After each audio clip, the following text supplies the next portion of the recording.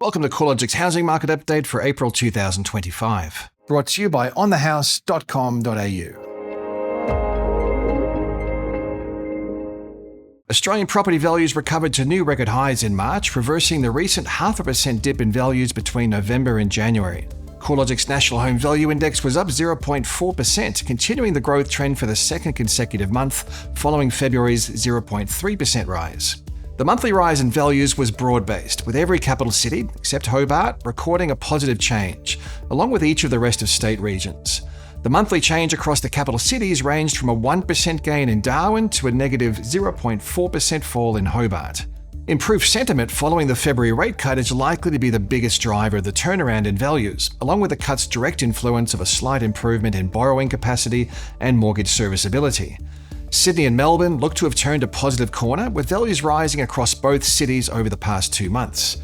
Although Sydney home values remain 1.4% below their record high. In Melbourne, where the downturn's been more long-running following a March 2022 peak, housing values remain 5.6% below their record high, despite rising by 0.9% over the past 2 months. Housing values are still increasing across the mid-sized capitals, however, the pace of gains has slowed noticeably, especially in Perth, where the downward revisions over recent months have seen housing values remain virtually unchanged since October last year. Perth home values have led the 5-year upswing amongst the capitals, rising by 75.4% since March of 2020. The change in housing values across the different price points, or value tiers, has started to even out, following a clear outperformance from the lower quartile of the market since mid-2023. The rate of change across the value segments is now converging. This was most apparent in Sydney, where upper quartile values have increased by 0.6% over the past 3 months, compared with a 0.3% rise across the lower quartile. Earlier research demonstrates that relatively expensive housing markets have historically shown stronger responses to reduced cash rate settings, especially houses in Sydney and Melbourne. Most of the remaining capitals continue to see the lower quartile record a higher rate of change relative to the upper quartile, however, the gap is getting smaller. Regional housing markets continue to outperform the capitals, with the combined regionals index rising by 0.5% compared with the combined capitals up 0.4%. However, the growth trajectory looks to be converging as the capital city trend accelerates. Rental values are also at a record high, with the national rental index up a further 0.6% in March, in line with the last month's increase but well below the 1% increase seen this time last year. Dwelling rents rose across every capital city in March, but the annual growth trend is clearly slowing. It's dropped back from a peak of 9.7% over the 12 months ending November 2021 to 3.8% over the past year, marking the slowest annual change in rents since March of 2021. Following a 2.2% decline in values between October and January, Sydney housing values have trended higher over the past 2 months, up 0.3% in March and 0.4% in February. Despite the 2-month rise, Sydney home values remain 1.4%, or about $17,300 below peak levels from September last year. The gains have been driven by houses, where the market's up 0.5% through the first quarter of the year, while unit values have recorded a 0.1% fall in values over the past 3 months. Similarly, across the price tiers, Sydney's upper quartile has recorded a 0.6% rise in values through the March quarter, compared with a 0.3% lift in lower quartile values. With 2 months of growth in Australian housing values now on the scorecard, it's looking more convincing that the positive turn is more than just a temporary recovery, but a material upswing in housing values remains highly unlikely. On the upside, we have a gradual easing in monetary policy, cost of living relief, we have income growth, tight labour markets, and improved sentiments, all which are likely to support housing sector activity.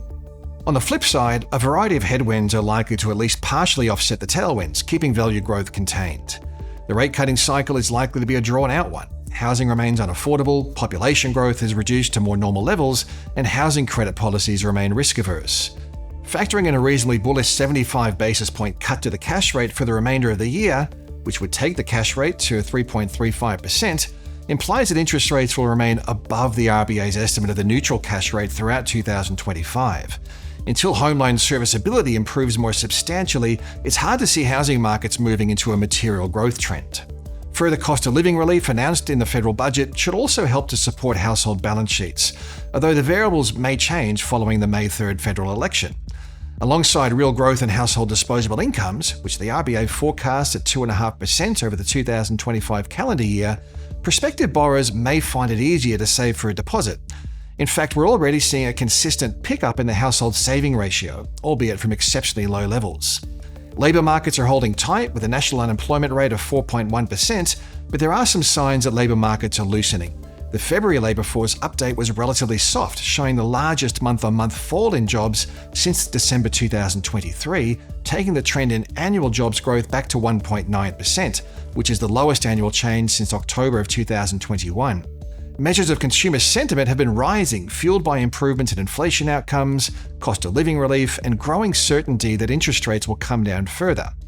Consumer sentiment and housing activity have historically shown a really strong relationship, so the improvement in sentiment should help to support sales turnover. Another downside factor for demand is that housing affordability remains stretched, with the national dwelling value to household income ratio on par with record highs at 8.0 at the end of last year.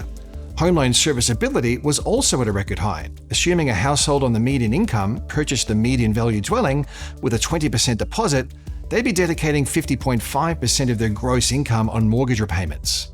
Lower population growth is also denting demand. Population growth in the September quarter was back to 0.4%. That's on par with the pre-COVID decade average. The slowdown has been driven by a sharp drop in overseas migration following its peak in the first quarter of 2023. As of September 2024, quarterly net overseas migration numbers have reduced by 46%. Although demand-side pressures are easing, new housing supply is likely to remain constrained amid high costs, scarcity of skilled trades, and compressed profit margins. Even though population growth is easing, the cumulative undersupply of housing will take some time to address. Housing construction costs are still rising from an already high base, creating ongoing feasibility challenges for builders and developers, and the competition for trades with the infrastructure sector is likely to persist for several years at least. Low supply is another factor that could support further growth in values. Overall, it's likely we'll continue to see housing prices tick higher from month to month, with less diversity between the capitals as annual growth rates converge. The prospect of a surge in housing values as interest rates fall looks highly unlikely. What's more probable is a mild growth rate underpinned by a gradual fall in rates and ongoing supply-side challenges. As always, there's been a lot to cover in this update. If you'd like to dig a little deeper into these trends, check out the research and news pages of the CoreLogic website.